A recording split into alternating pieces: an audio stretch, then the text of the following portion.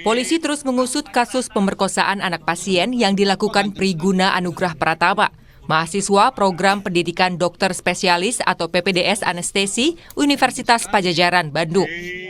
Direktorat Reserse Kriminal Umum Polda Jawa Barat mengungkap, korban Priguna bertambah menjadi 3 orang.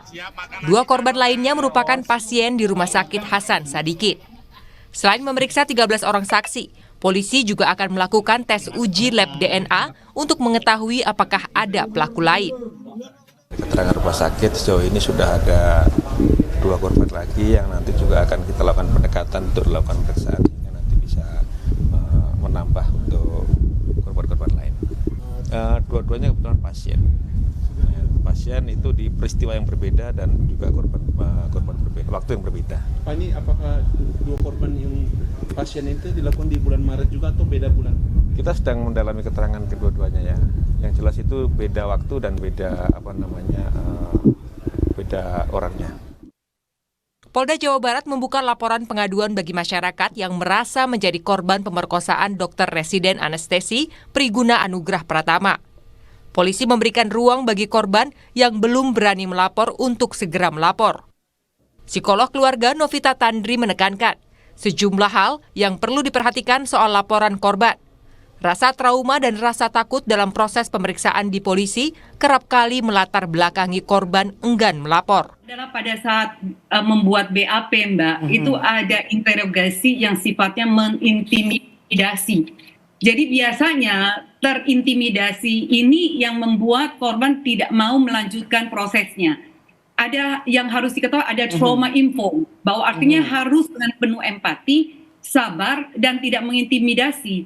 Jadi tidak menanyakan seakan-akan korban itu sebagai pelaku atau berusaha untuk bisa mengkreasikan situasi sehingga dia kenapa menjadi korban. Nah, ini biasanya yang terjadi.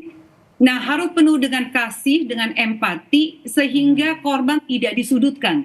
Nah, biasanya korban tidak mau melanjutkan laporan polisi kalau di dalam ruang konseling saya, Mbak, karena waktu penanganannya itu tidak dengan empati. Intimidasinya membuat mereka mundur, belum lagi bicara reputasinya hancur, Mbak. Kasus pemerkosaan ini juga jadi sorotan DPR. Anggota Komisi 8, Atalia Praratia, mendatangi Rumah Sakit Hasan Sadikin Bandung untuk meminta klarifikasi. Atalia memastikan akan melakukan pendampingan terhadap korban. Dari berbagai sudut tentu saja, karena sudah dilakukan secara cepat dan tepat, saya kira saya fokus kepada korban supaya tidak terjadi lagi di masa yang akan datang. Maka kita mendorong agar supaya khususnya institusi terkait begitu ya, itu tidak membiarkan seseorang hanya berdua saja dengan dokternya atau dengan perawatnya. Jadi memang harus ada 3 orang minimal di dalam sebuah ruangan sehingga bisa saling menjaga itu. Itu mungkin yang bisa paling cepat kita pikirkan. Buntut insiden ini, Wakil Menteri Kesehatan Dante Saxono memberhentikan sementara pendidikan anestesi di RSHS selama 1 bulan. Langkah ini diambil untuk melakukan perbaikan dan pengawasan yang lebih optimal. Dante juga menyebut Kemenkes telah memberhentikan program PPDS pelaku dan meminta Konsul Kesehatan Indonesia mencabut surat tanda registrasi dokter agar pelaku tidak mendapat izin praktik. Kami sementara menghentikan pendidikan spesialis anestesi di Rumah Sakit Hasan Sadikin selama 1 bulan untuk melakukan konsolidasi, untuk melakukan perbaikan, untuk melakukan pengawasan yang lebih optimal.